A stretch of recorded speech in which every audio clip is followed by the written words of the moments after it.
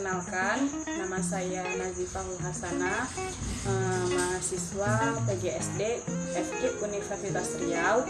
Di sini saya ingin mempresentasikan materi mengenai karya ilmiah, yang mana materi tersebut akan saya buat melalui video berikut ini. Selamat menonton. Karya ilmiah. Nah, yang pertama kita masuk ke pengertian karya ilmiah, yang mana karya ilmiah ini atau yang dalam bahasa Inggrisnya scientific paper merupakan laporan tertulis yang memaparkan hasil penelitian atau pengkajian yang telah dilakukan oleh seseorang atau sebuah tim dengan memenuhi kaidah dan etika keilmuan yang dikukuhkan dan ditaati oleh masyarakat keilmuan. Nah, ada beberapa juga pengertian karya ilmiah menurut para ahli, yang mana yang pertama yaitu ada Eko Susilo pada tahun 1995 yang mengatakan karya ilmiah adalah salah satu karangan atau tulisan yang didapat sesuai sifat keilmuan dan didasari oleh pengamatan, pemantauan, penelitian dalam bidang tertentu disusun menurut metode tertentu saja secara sistematika penulisan.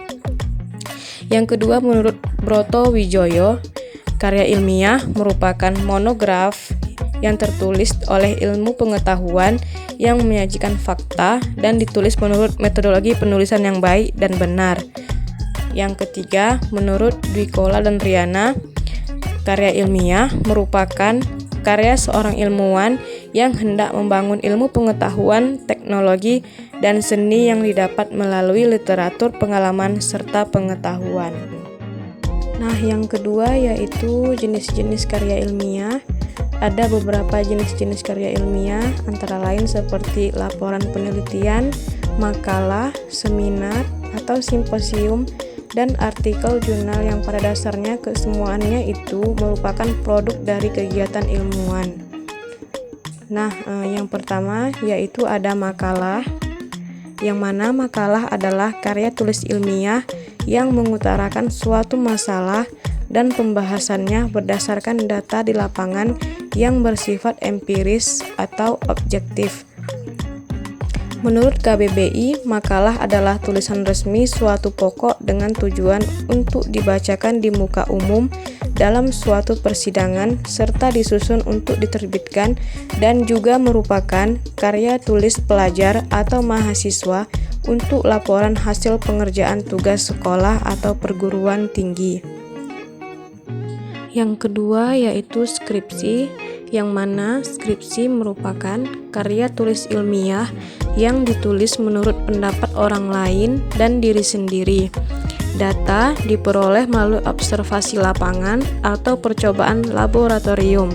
Menurut KBBI sendiri, skripsi ialah tulisan saintifik yang wajib dibuat oleh mahasiswa sebagai persyaratan akhir pendidikannya. Yang selanjutnya yaitu kertas kerja, yang mana kertas kerja ini hampir sama dengan makalah, namun penjabaran untuk kertas kerja lebih mendetail daripada makalah. Menurut KBBI, kertas kerja adalah karangan tertulis yang membahas masalah tertentu yang disampaikan dalam suatu seminar untuk mendapatkan jawaban yang lebih lanjut. Yang selanjutnya yaitu tesis, yang mana tesis merupakan karya ilmiah yang sifatnya lebih mendalam dibandingkan dengan skripsi. Tesis mengungkapkan pengetahuan baru yang diperoleh dari penelitian sendiri. Karya tulis ini akan memperbincangkan pengujian terhadap satu atau lebih hipotesis dan ditulis oleh mahasiswa pasca sarjana untuk melengkapi syarat guna memperoleh gelar magister. Yang ketiga yaitu ciri-ciri karya ilmiah. Tidak semua karya ilmiah yang ditulis secara sistematik dan berdasarkan fakta di lapangan adalah sebuah karya ilmiah.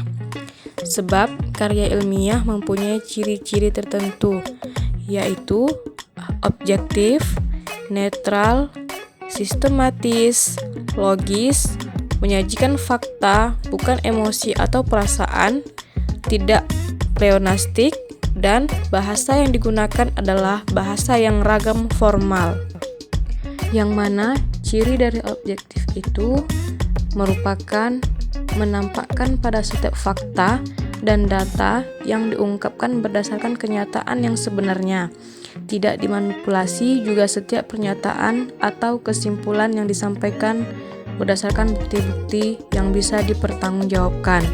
Sedangkan netral, yaitu kenetralan bisa terlihat pada setiap pernyataan atau penilaian bebas dari kepentingan-kepentingan tertentu, baik kepentingan pribadi maupun kelompok. Kemudian sistematis, uraian yang terdapat pada karya ilmiah dikatakan sistematis apabila mengikuti pola pengembangan tertentu, misalnya pola urutan klarifikasi, kuasalitas, dan sebagainya. Dengan demikian, pembaca akan bisa mengikuti dengan mudah alur uraiannya. Selanjutnya, logis. Kelogisan ini bisa dilihat dari pola nalar yang digunakannya, pola nalar induktif atau deduktif. Kemudian, menyajikan fakta, yaitu bukan emosi atau perasaan. Setiap pernyataan, uraian, atau simpulan dalam karya ilmiah harus aktual, yaitu menyajikan fakta. Oleh karena itu, pernyataan atau ungkapan yang emosional atau menggebu-gebu tidak bisa digunakan dalam karya ilmiah. Selanjutnya, tidak pleonastik, maksudnya kata-kata yang digunakan tidak berlebihan alias hemat kata-kata.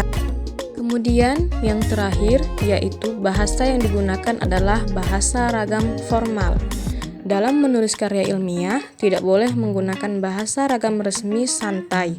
Oleh sebab itu, bahasa yang digunakan adalah bahasa Indonesia ragam formal, yaitu bahasa Indonesia yang baik dan benar. Yang selanjutnya yaitu syarat karya ilmiah, yang mana secara umum penulisan karya tulis ilmiah harus memenuhi beberapa syarat tertentu. Hasil penulisan karya ilmiah harus bisa dipertanggungjawabkan kebenarannya, karena karya ilmiah bukanlah suatu karangan bebas yang dapat dibuat berdasarkan imajinasi ataupun khayalan penulis. Suatu karya ilmiah harus apa adanya sesuai dengan kenyataan.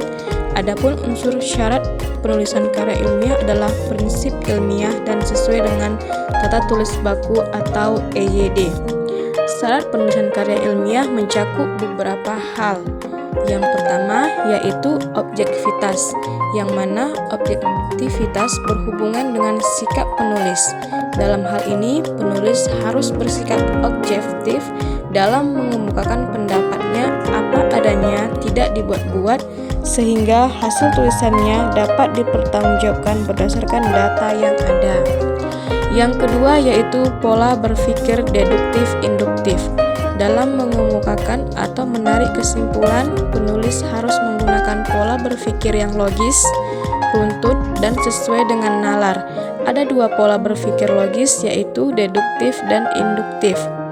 Pola berpikir deduktif bertolak dari teori atau hal yang umum untuk menarik kesimpulan yang khusus. Sedangkan pola berpikir induktif yaitu cara berpikir atau menarik kesimpulan dari data-data khusus kepada fakta umum atau kalimat utamanya berupa kalimat yang bersifat umum. Yang selanjutnya yaitu sistematika. Karya tulis ilmiah harus disusun secara sistematika, artinya menuruti alur pemahaman yang runtut dari permasalahan sampai pada kesimpulan. Tata tulis baku berhubungan dengan sistematika penulisan karya tulis ilmiah.